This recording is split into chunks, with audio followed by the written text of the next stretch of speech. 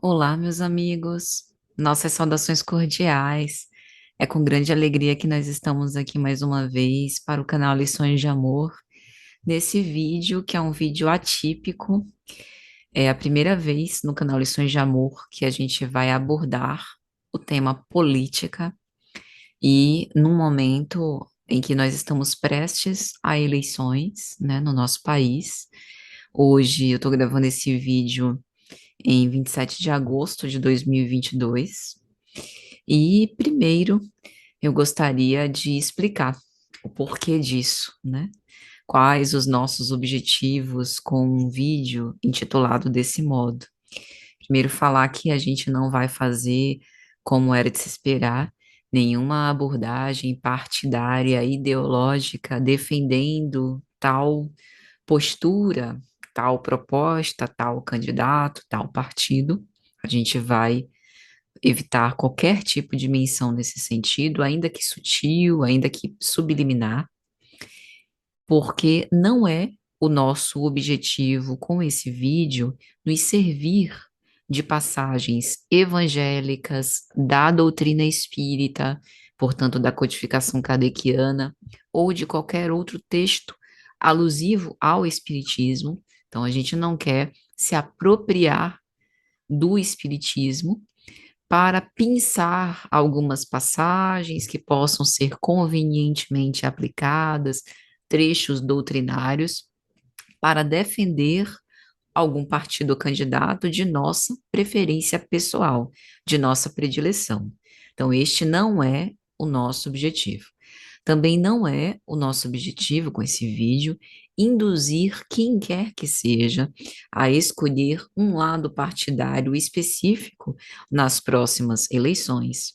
Não é o nosso objetivo com esse vídeo promover militância política, colocando isso dentro das fileiras espíritas, porque o canal Lições de Amor é um canal de divulgação de explanações, estudos espíritas cristãos, né, com base na filosofia moral do Cristo, do Evangelho de Jesus, e em nenhum momento nós vamos nos desvirtuar disso, né? Então, por isso eu estou fazendo esse vídeo, ele foi gravado, né, de um modo em que é passível de ser editado, foi visto e avaliado várias vezes, e vindo a público, nós entendemos que ele está coadunado com os princípios originais do nosso canal, né? Não foge a isso, só por um oportunismo, né? Por conta desse período eleitoral movido por inclinações eleitoreiras. Também não é o nosso objetivo dividir ainda mais opiniões, polarizar, né, o país, a cidade, o canal, através dessas manifestações, colocando modelos sobre o que é um pensamento certo, o que é um pensamento errado, fazendo uma moralização, o que é bom, o que é mal, né? Qual posição está contrária à doutrina espírita, ao Evangelho de Jesus, né? Cristão vota em tal pessoa, não vota em tal pessoa, vota em tal proposta, não vota em tal proposta. De nenhum modo nós vamos fazer apologia a isso, né?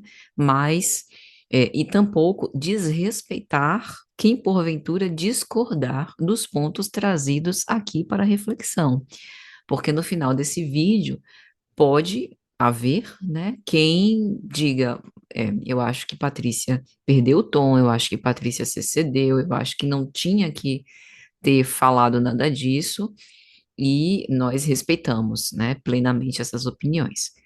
Então a gente falou sobre o que não é o nosso objetivo com esse vídeo. Agora vamos falar sobre o que é o nosso objetivo com esse vídeo. Nosso objetivo é expor uma reflexão que faça apologia aos critérios adotados por Kardec, o codificador da doutrina espírita, na própria codificação. Então, o objetivo principal desse vídeo é que, no final, né, se vocês puderem espremer o vídeo, o que que vai sair, né, de sumo disso é: Uma apologia ao discernimento, à seriedade, ao bom senso e ao uso da razão, não só para as escolhas, né, do ponto de vista moral, próprias, de mim para comigo, de mim para com os meus relacionamentos, mas também no posicionamento social, como cidadã, né, como votante, como participante da polis. A gente vai chegar nesse ponto quando a gente falar sobre política conforme entendiam os filósofos na antiguidade clássica grega. É nosso objetivo também fazer refletir sobre a adoção de posturas ou posições extremistas ou fanáticas, independente de que lado seja, né?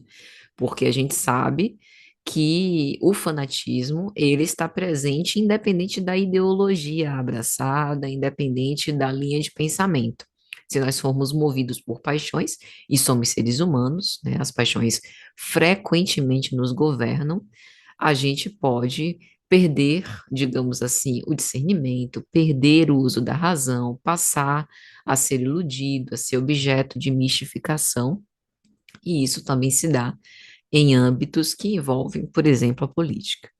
E o nosso objetivo com esse vídeo também é recordar dos princípios atinentes com a filosofia moral que nós abraçamos, o que quer dizer o Evangelho de Jesus, né? Tanto que a gente vai terminar com uma mensagem, né, do Espírito Emmanuel, psicografia de Chico Xavier, numa obra intitulada Dinheiro, em que Emmanuel vai falar sobre fazer uma reflexão sobre Deus e César, né? Que a gente acha que é bastante, tenha muito a contribuir para as nossas reflexões de hoje. Tudo bem? Rezei muito antes de começar a gravar, para que Deus nos inspire, nos intua com as melhores palavras, preserve o nosso discernimento e a nossa lucidez, para que a gente não misture as coisas, não se deixe levar, né, por paixões, por preferências e realmente cumpra isso que eu coloquei aqui no início, o que não é o nosso objetivo e o que é o nosso objetivo. Então, com muita fé em Deus, vamos continuar. A primeira reflexão que a gente faz é, afinal, o espiritismo, enquanto doutrina espírita, não estamos falando do movimento espírita, nem das preferências espíritas individuais, como cidadãos do mundo, né, influentes na sociedade que todos nós somos. O espiritismo enquanto doutrina, né, ciência, filosofia e religião, ele é considerado apolítico ou ele não é considerado apolítico? E aí a gente tem uma manifestação de Kardec na Revista Espírita de fevereiro de 1862, em que o codificador vai dizer o seguinte, abre aspas, devo ainda vos chamar a atenção para outra tática de nossos adversários, a de procurar comprometer os espíritas, induzindo-os a se afastarem do verdadeiro objetivo da doutrina, que é o da moral, para abordarem questões que não são de sua competência e que poderiam, com toda razão, despertar suscetibilidades e desconfianças. Também não vos deixeis cair nessa armadilha. Afastai cuidadosamente de vossas reuniões tudo quanto disser respeito à política e às questões irritantes. Nesse caso, as discussões não levarão a nada e apenas suscitarão embaraços, enquanto ninguém questionará a moral quando ela for boa. Procurai, no Espiritismo, aquilo que vos pode melhorar. Eis o essencial. Quando os homens forem melhores, as reformas sociais verdadeiramente úteis serão uma consequência natural. Kardec é bastante explícito no que diz respeito a não discuta política nas reuniões espíritas. E aí a gente pode se perguntar, Patrícia, Se você leu esse texto, para que você ainda se colocou para gravar um vídeo sobre política no canal Lições de Amor, sendo que o codificador está sendo expresso em dizer que a gente deve evitar comentar esse assunto nas reuniões, e o canal, né, é um canal de difusão espírita, se inclui nisso, né, de ser uma reunião espírita, em que a gente troca essas informações a um certo nível de interação, porque tem os comentários por parte de vocês, né, e coisa e tal. Pelo seguinte, porque a gente entende que de que política a gente está falando, né? Aqui nós vamos trazer elementos reflexivos da doutrina para que, a partir destes elementos refrescados na memória, digamos assim, trazidos à tona, nós possamos pensar política fora desse vídeo. Aqui a gente não vai trazer propostas de candidatos, perfis de candidatos, plataformas políticas para serem discutidas, né? E para que a gente possa dizer se isso é do ponto sob nossa análise melhor ou pior, condizente ou não condizente com a filosofia moral que a gente abrace. A gente não vai fazer esse juízo de valor, nem vai emitir nenhuma opinião pessoal.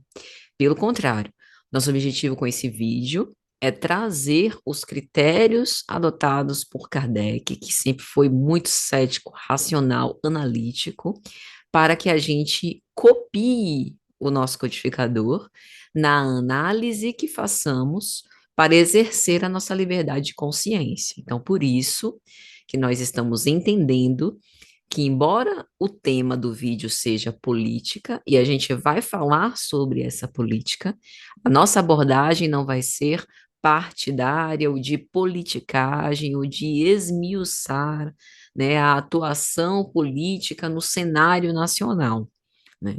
A gente vai colocar os subsídios para que cada um reflita por si. A gente vai apenas aqui recordar desses pontos, desses aspectos que são fundamentais para que a gente possa pensar o ser e estar no mundo, minha função enquanto cidadã, né? E participante da política. Então, depois dessa fala de Kardec, qual a conclusão a que a gente chega? Sim, o espiritismo é, enquanto doutrina, apolítico. Por quê? Porque preconiza a necessidade de não se imiscuir nas escolhas particulares, respeitando o livre-arbítrio e a liberdade de consciência de cada indivíduo. Em resumo, cada indivíduo, seja ele ou não espírita, vota em quem quiser. Exerce, né, a sua política, exerce a sua atuação social da forma que mais lhe aprouver. E o voto é secreto. E ainda que as pessoas manifestem as suas opiniões políticas, nós necessariamente temos o dever de respeitar a quem quer que seja, né? Por quê? Porque assim preconiza o Evangelho de Jesus quando coloca acima de todas as coisas compreensão e caridade. Se nós somos espíritas e o lema da doutrina é fora da caridade não há salvação, respeitar o livre-arbítrio e a liberdade de consciência de cada um, ainda que tais opiniões sejam contrárias ao que eu esposo e eu acredite que também sejam contrárias aquilo que é posto pela doutrina, interpretação pessoal, porque a doutrina em momento algum, né, citou vantagens ou desvantagens de um partido ou de outro, de uma frente ou de outra, de um lado ou de outro, eu tenho o dever de respeitar. Cada indivíduo, cidadão, eleitor, sendo espírita ou não, tem as suas próprias convicções políticas. Então, o espiritismo, enquanto doutrina, é apolítico, mas nós, enquanto indivíduos, não somos, porque estamos na sociedade, fazemos parte deste corpo. Mas aqui, neste vídeo, eu não falo como Patrícia, cidadã, que tem um número, né, de eleitora e que vai votar nas próximas eleições. Por isso eu pedi na prece discernimento a Deus, a fim de que as minhas convicções pessoais não transbordem, não sejam evocadas neste vídeo. Aqui eu tento fazer, né, com a maior cautela possível, com a maior vigilância possível, tento me colocar como representante da doutrina que exposo, para junto com vocês nós possamos fazer uma reflexão sobre esses princípios da nossa doutrina, até para que eu possa ou mudar de ideia ou assegurar-me das decisões, né, ou dos desejos que já tenho para essa minha opinião, tá certo? Então, vamos começar, antes de entrar propriamente na doutrina espírita, falar sobre qual o sentido de política, porque pode chamar a atenção o fato da gente gravar um vídeo num canal de difusão espírita com o tema política. Ela vai falar sobre política, ela está se candidatando a algum cargo, não estou, nem pretendo me candidatar a nenhum cargo político, né? E mesmo que o fizesse, não usaria a audiência do canal para isso, mas não é esse o objetivo, definitivamente. Eu fiz questão de colocar o tema desse vídeo, política, para fazer referência ao sentido de política conforme a antiguidade clássica. A política surge na Grécia, na Antiguidade Clássica, aproximadamente no século VI antes de Cristo, quando o homem passa a explicar racionalmente a sua existência no mundo que o circunda, abandonando um pouco as interpretações fantasiosas, figuradas, sobretudo com respeito aos mitos. Então, a polis grega, né, ela aparece como um protótipo um celeiro, né, de alterações na vida social e também política dos homens. Então, política sob esse aspecto implica em interferência na vida social, participação dos cidadãos para a construção da vida em sociedade que é composta de homens. A partir de um determinado momento, começou a haver uma espécie de estabilização da sociedade grega e da sua organização no que ficou conhecido como cidades-estado. E a partir disso, começou a aparecer algumas classes, né, mercantis politicamente muito influentes, devido ao desenvolvimento da atividade comercial, da expansão marítima dessas cidades, e com isso foi necessário criar uma base institucional sólida para essa nova sociedade. E aí a democracia, né, surge como o poder do povo, como uma possibilidade de se resolverem as diferenças, as contradições por meio da palavra, do diálogo, da argumentação, do entendimento mútuo, como deveriam ser os debates, as discussões e as trocas de ideias políticas, sem necessariamente ofender a quem quer que seja, atacar as características pessoais, discutindo ideias, manifestando a própria opinião, argumentando e respeitando o contraditório e abrindo-se a essa escuta do contraditório. E a partir disso, as leis que primasse pela isonomia de todos e que pudessem refletir os anseios do interesse comum dos cidadãos, lógico, em sua maioria.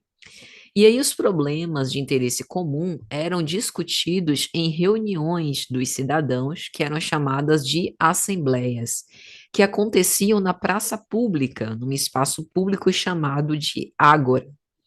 E essas decisões passaram a ser tomadas por consenso e cabia a cada um dos manifestantes persuadir, argumentar, convencer, justificar, explicar, sem impor pela força, por privilégios ou por autoridade. Era é, é, claramente um exercício de convencimento intelectual. Então, não é porque Patrícia está falando, não é porque Patrícia é filha de fulano de tal, ou é detentora de tais posses, né, ou tem algum cargo de autoridade. É simplesmente por conta das ideias da Patrícia. E aí, nesse momento, começa a ser elaborado um novo ideal de justiça, em que o cidadão tem direito a participar do poder, passando a assumir um caráter que não é moral, mas que diz respeito à atuação do cidadão na sociedade, como expressão da sua individualidade por meio do debate. E aí o cidadão da polis passava a participar dos destinos da cidade por meio do uso da sua palavra em praça pública, né? E a partir disso é que a gente tem um surgimento de uma nova concepção de poder baseada na democracia. Então, quando a gente intitula esse vídeo de política, a gente está falando mais ou menos o seguinte: o objetivo desse vídeo é a gente relembrar de alguns princípios importantes que foram adotados pelo codificador, né, na codificação e que serviram por base para construir, né, essa doutrina robusta, confiável, segura, forte, que tem autoridade, e com base nisso, a gente pode repetir este exemplo preconizado por Kardec para também nas nossas escolhas individuais é, tentar, né, manter a mesma lucidez, o mesmo discernimento. Então, espero, sinceramente, né, que tenha sido clara, né, nessas exposições, né, sido clara na exposição desses objetivos e que o efeito final seja realmente esse, tá? Então, agora a gente vai falar um pouco sobre a prevalência da razão e por que a razão foi escolhida pelo codificador nos seus trabalhos. Para isso, a gente vai começar com o Evangelho segundo o Espiritismo, por Allan Kardec, né? Essa é a tradução de Herculano Pires, né? E eu vou aqui ler alguns trechos da introdução que está no item segundo, autoridade da doutrina espírita, controle universal do ensino dos espíritos. Então, vou ler alguns trechos de Kardec. O primeiro controle, ele fala sobre o controle na análise das mensagens que eram psicografadas por médiuns em diferentes lugares do mundo, né, por espíritos, que assinavam as mensagens, mas que Kardec analisava o teor, né, delas. Então, o primeiro controle é, sem contradita, o da razão, ao qual é necessário submeter, sem exceção, tudo o que vem dos espíritos. Toda teoria em contradição manifesta com bom senso, com uma lógica rigorosa, com os dados positivos que possuímos, por mais respeitável que seja o nome que a assine, deve ser rejeitada. E aí, trazendo para as nossas discussões atuais, veja que interessante. Quando nós estivermos lendo sobre as propostas de um candidato, ouvindo entrevistas desse candidato, né, é, assistindo a debates no qual esse candidato manifeste respostas sobre determinadas perguntas, sobre planos do seu projeto de governo, sobre aspectos do seu passado, se for o caso, né, se for um candidato que já seja conhecido daquele cargo público, e partindo do pressuposto que a gente está sendo convidado a exemplificar aquilo que Kardec fez, qual deveria ser a nossa postura? A mesma de Kardec, o uso da razão. Por mais que esse candidato ao qual eu tenha preferência tenha um nome que me passe empatia, confiança, segurança. Gostei dele, né? Acho que pode ser bem intencionado, acho que seja bem preparado, acho que seja competente, acho que seja sensível, seja lá qual for a característica que para mim seja importante. Ou acho que ele seja aguerrido, acho que ele seja assertivo, né? Que ele fala com força quando tem que falar, e isso me transmite aquela ideia de que ele está preparado para tudo, ou ela está preparada para tudo, por mais respeitável que seja o nome que a assine, eu preciso analisar o conteúdo do que é dito. Essa talvez seja, este seja o conselho, esta seja a parte mais importante desse vídeo, né? É uma apologia para que a gente saia um pouco do extremismo, do fanatismo, daquela paixão.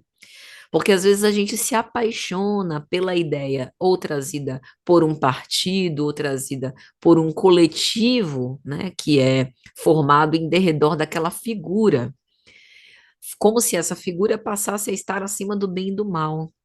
E este foi o cuidado de Kardec, né, de não se deixar seduzir e envolver no caso das comunicações. Ele analisava tudo, ele utilizava o bom senso e a razão, e não acolhia, não acatava nada que ferisse esse bom senso e a razão. Né? Como ele vai dizer, é necessário submeter, sem exceção, tudo o que vem dos espíritos. E aqueles que são representantes de cargos são espíritos, como todos nós somos, né? São mentes que têm também os seus conflitos, que estão às voltas, né, com as suas questões, que podem estar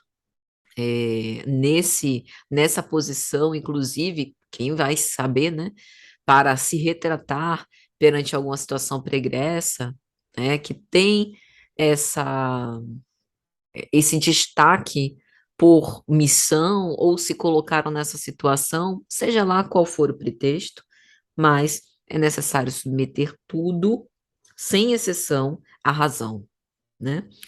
E toda teoria, toda fala, toda abordagem, toda proposta, todo posicionamento que se manifesta em contradição com o bom senso, com uma lógica rigorosa, com os dados positivos que possuímos, ou seja, às vezes a gente pega uma fala e aí a gente traz para a realidade. Não, mas isso na prática não é assim, ou isso na prática foi diferente, ou isso na prática não funciona desse jeito, ou eu gostaria que funcionasse de outro modo, por mais respeitável que seja a pessoa, o nome que assine deve ser rejeitado. Então é um ponto que a gente deve levar em consideração, talvez, né, para repensar essa proposta que a gente elege.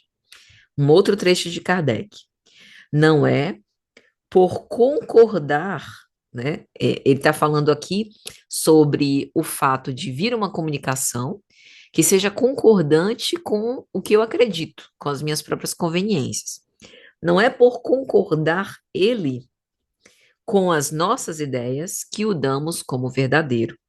Não nos colocamos absolutamente como árbitro supremo da verdade. E não dizemos a ninguém, crede em tal coisa, porque nós vô-la dizemos. Nossa opinião não é, aos nossos próprios olhos, mais do que uma opinião pessoal, que pode ser justa ou falsa, porque não somos mais infalíveis do que outros. O que a gente está querendo dizer? Por vezes, a gente escolhe, por exemplo, candidatos por identificação. Ele retrata tudo que eu penso. Ele fala tudo que eu acho. Ele me representa, porque é como se nós estivéssemos uma comunicação intrapsíquica.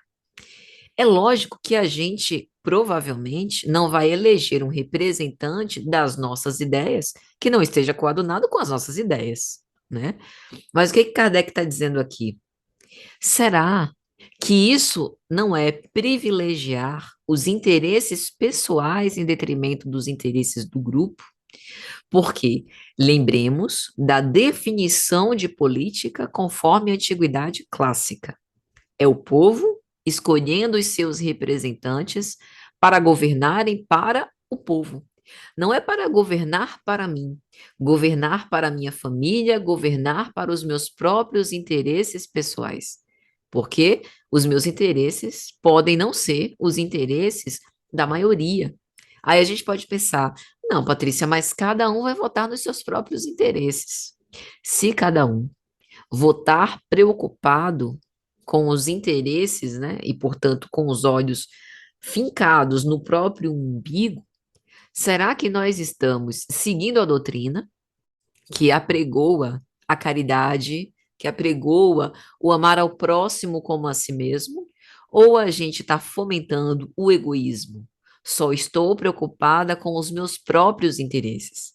É lógico que eu não vou eleger, né, não vou escolher para as minhas predileções alguém que eu condeno, que eu refuto, que eu detesto, né, que eu não acho que tem características, né, qualidades que para mim são importantes para governar.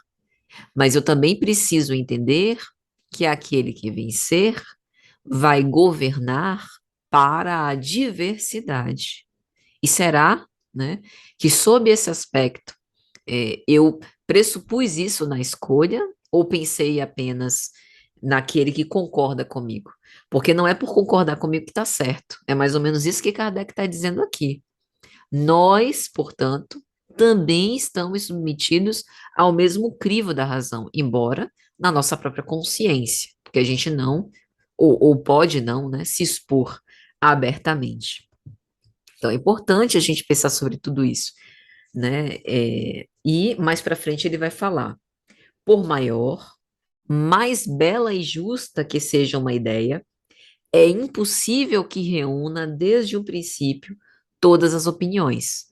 Os conflitos que dela resultam são a consequência inevitável do movimento que se processa e são mesmo necessários para melhor fazer ressaltar a verdade, né?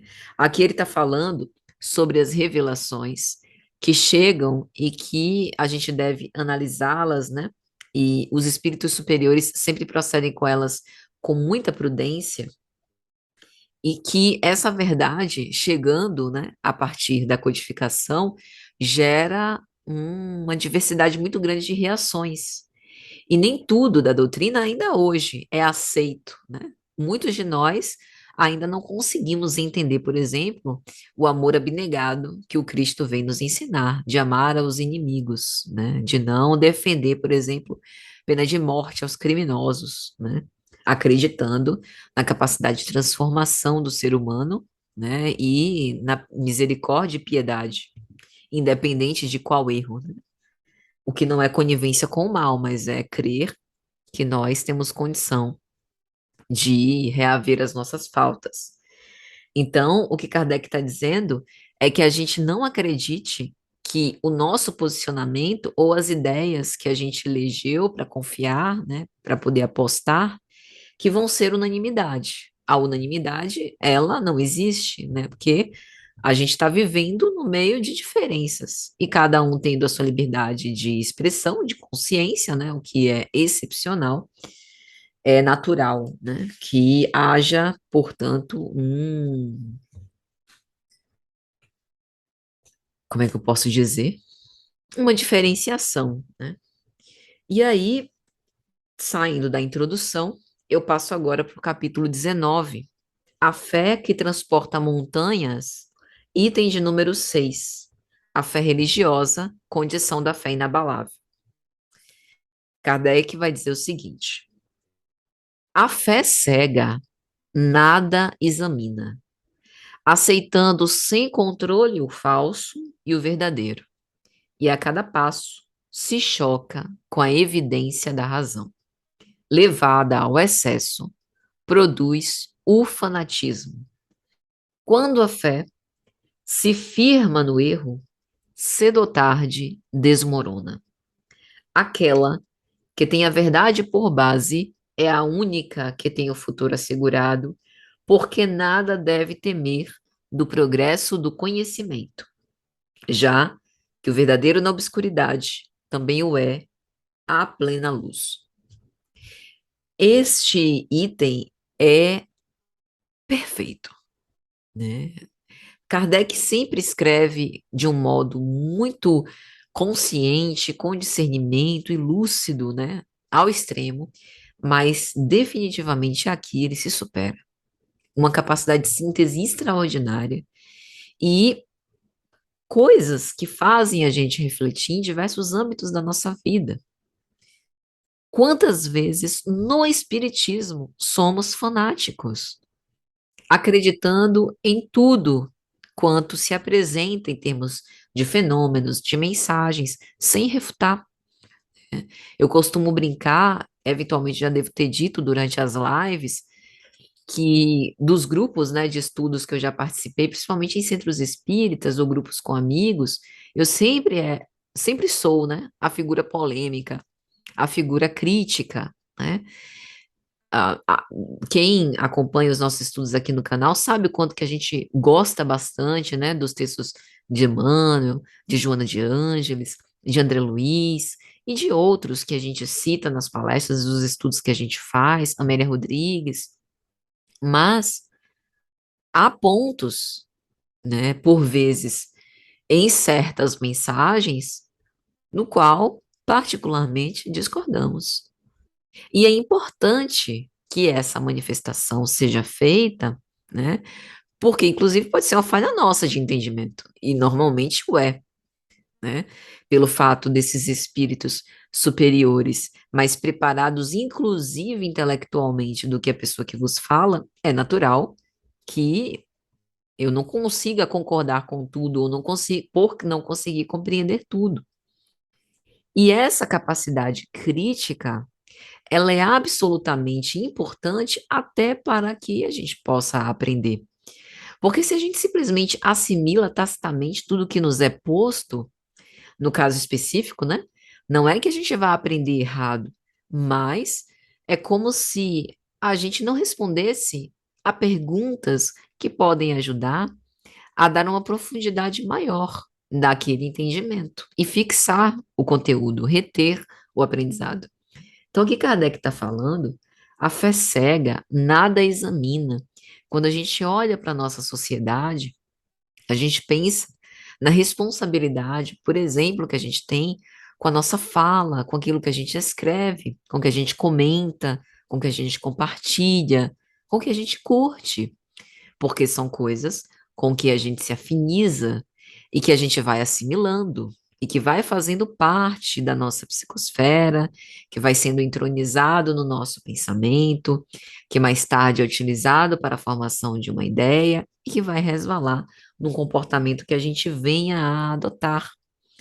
E essa posição levando ao excesso, que é uma posição fanática, elege um ídolo que é falível, que é decepcionador por natureza, porque nós todos somos falíveis.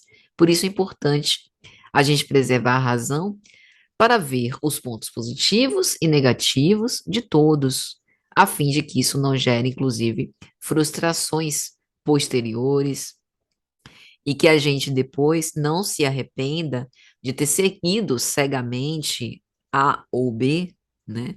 E ir dizendo com isso que a gente não tem responsabilidade, porque fomos guiados por outros, né? E aí, Kardec vai falar disso da fé. A fé precisa ter a verdade por base.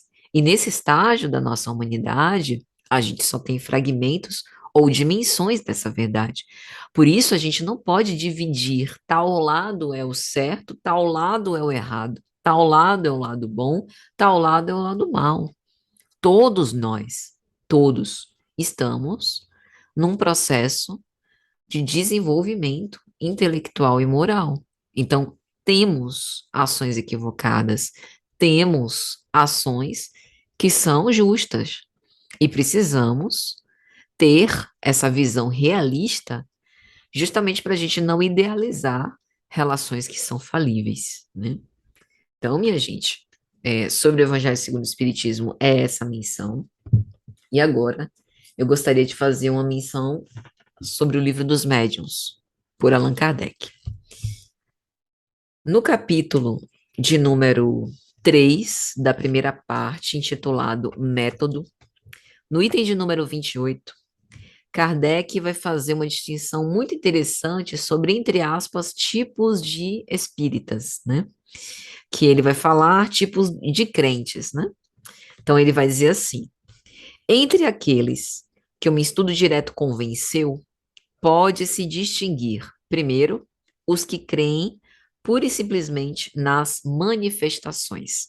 O Espiritismo é para eles uma simples ciência de observação, uma série de fatos mais ou menos curiosos. Nós os chamaremos espíritas experimentadores. Segundo, os que veem no espiritismo outra coisa além dos fatos. Compreendem a sua parte filosófica, admiram a moral que dela decorre, mas não a praticam. Para eles, a caridade cristã não é senão a bela máxima. São os espíritas imperfeitos. Terceiro, os que não se contentam em admirar a moral espírita, mas a praticam e aceitam todas as suas consequências. A caridade em todas as coisas é a regra de sua conduta. Estes são os verdadeiros espíritas, ou melhor, os espíritas cristãos. Quarto, enfim, os espíritas exaltados. A espécie humana seria perfeita se não tomasse sempre senão o lado bom das coisas. O exagero é nocivo em tudo. O entusiasmo não reflete, deslumbra. Essa espécie de adepto é mais nociva do que útil, a causa do espiritismo. São os menos apropriados a convencer, porque desconfia-se, com razão, do seu julgamento. São enganados de boa fé, seja por espíritos mistificadores, seja por homens que procuram explorar a sua credulidade. Então, nessa distinção, a gente tanto pode se posicionar, poxa, eu tô mais para o primeiro item, tô mais para o segundo, para o terceiro ou para o quarto, e mais importante do que se classificar é observar que permanecer exaltado definitivamente não é ser um verdadeiro espírita. A sensatez, o discernimento, o bom senso, sem aquele arroubo da paixão, né, sem o exagero, é a melhor posição, né? A exaltação, a irreflexão afeta a nossa capacidade de julgamento. Então, por mais que seja difícil, né, é importante que a gente não tome a política como uma coisa do tipo uma organização, né, em que a gente faz parte de um grupo, né, digamos assim, e que é levado como uma torcida organizada, né, enfim, mas que a gente possa preservar a razão com o objetivo de não ser enganado, ainda que de boa fé, para que a gente possa garantir esse bom senso, né, para poder analisar tudo. Então, gente, essa é a contribuição de O Livro dos Médiuns. Agora, a gente vai falar sobre uma famosa passagem de Paulo, quando ele diz: analisai tudo e retende o que é bom. Está na primeira epístola aos Tessalonicenses, capítulo 4. Desculpa, gente. Primeira epístola aos Tessalonicenses, capítulo 5, versículos 19 a 21.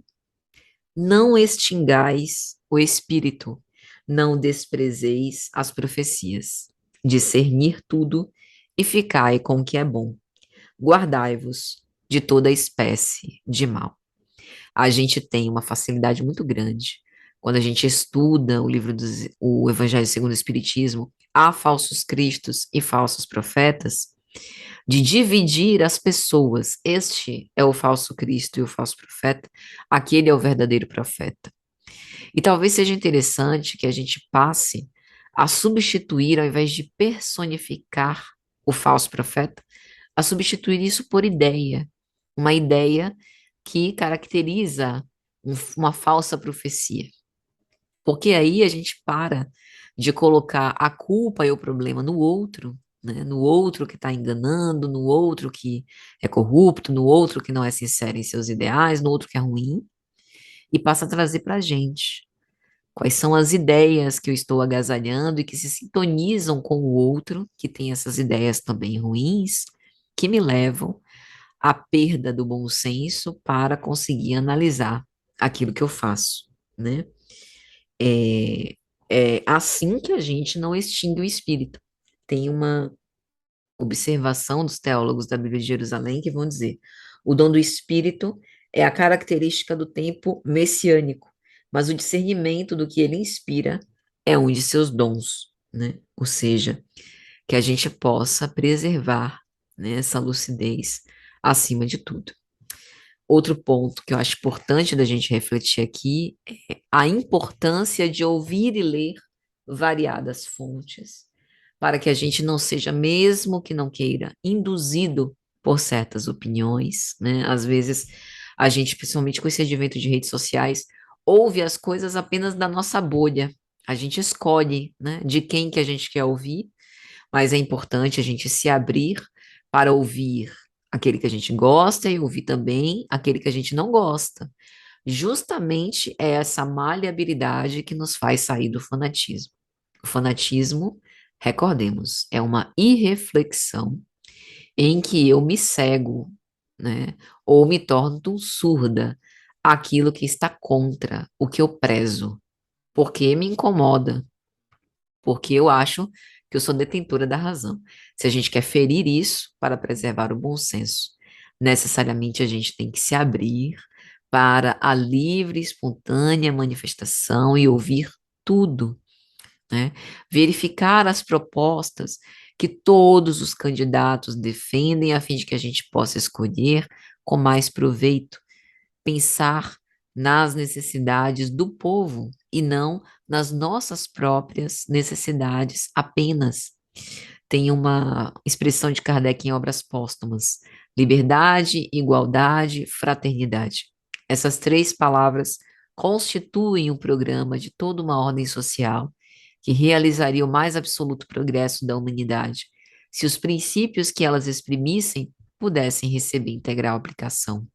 Então, o que que a gente quer construir em termos de educação, de combate à miséria, né, de saneamento básico e moradia digna, de empregabilidade, de saúde, de economia, né, de todos, de segurança pública, todos esses itens que são objeto, por exemplo, em debates políticos, de questões, né, direcionadas aos candidatos. O que que a gente defende, né? O que que a gente prefere? O que que a gente quer, né, para a representação? Outro ponto, não jogue com o voto.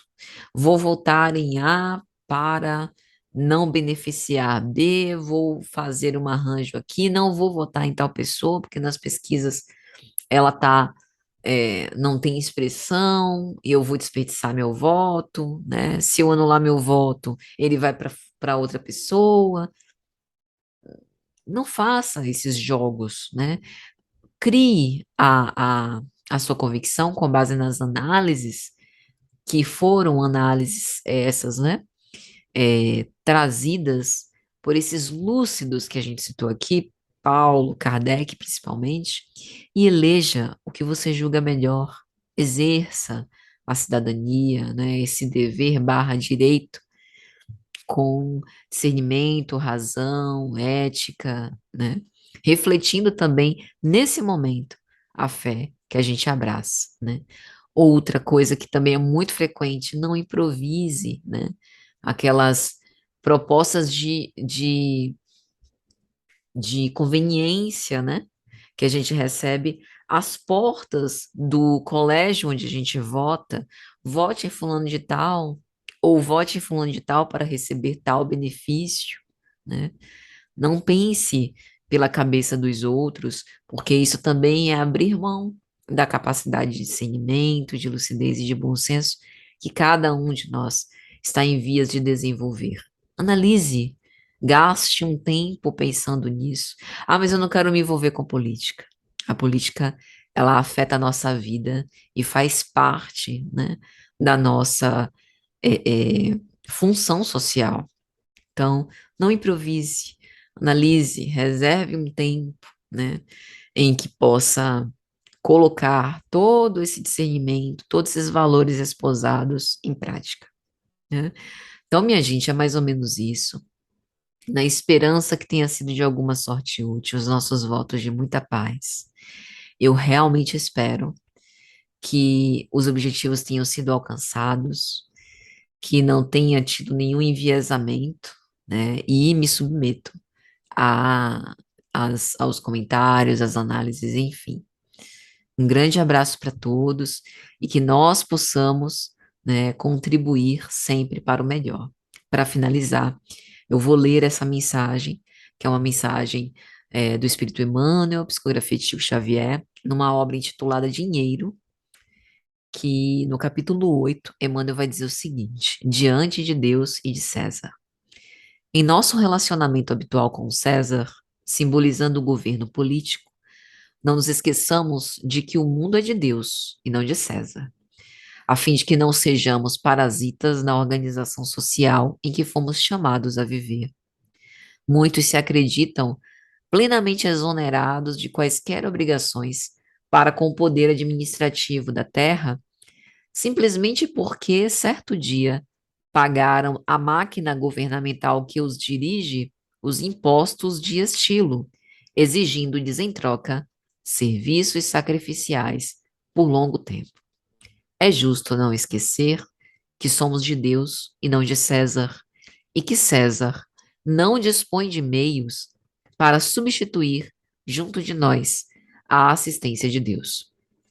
Por isso mesmo, a lei, expressando as determinações do alto, conta com a nossa participação constante no bem, se nos propomos alcançar a vitória com progresso real. Examinando o assunto nestes termos, ouçamos a voz do Senhor que nos fala na acústica da própria consciência e procuremos a execução de nossos deveres sem esperar que César nos visite com exigências ou aguilhões. O trabalho é regulamento da vida e cultivemo-lo com diligência, utilizando os recursos de que dispomos na consolidação do melhor para todos os que nos cercam. Auxiliar aos outros é recomendação do céu. E em razão disso, auxiliemos sempre, seja amparando um companheiro infeliz, protegendo uma fonte ameaçada pela secura, ou plantando uma árvore benfeitora, que amanhã falará por nós à margem do caminho.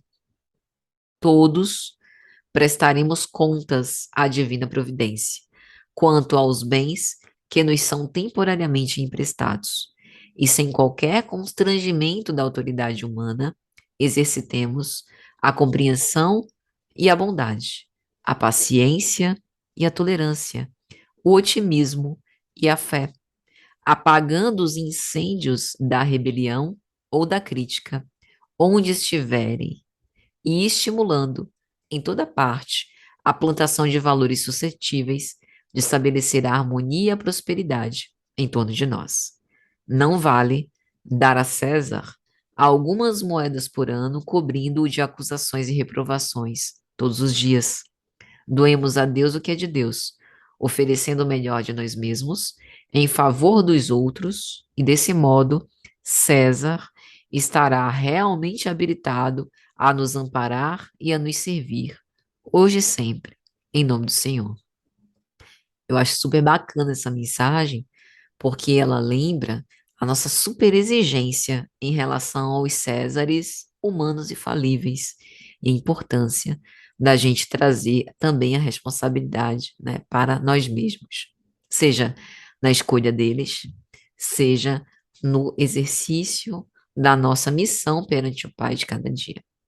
Então, gente, agora sim, um grande abraço, que o clima de paz, de esperança, de caridade sempre nos estimule nas nossas decisões políticas ou em todas as outras decisões.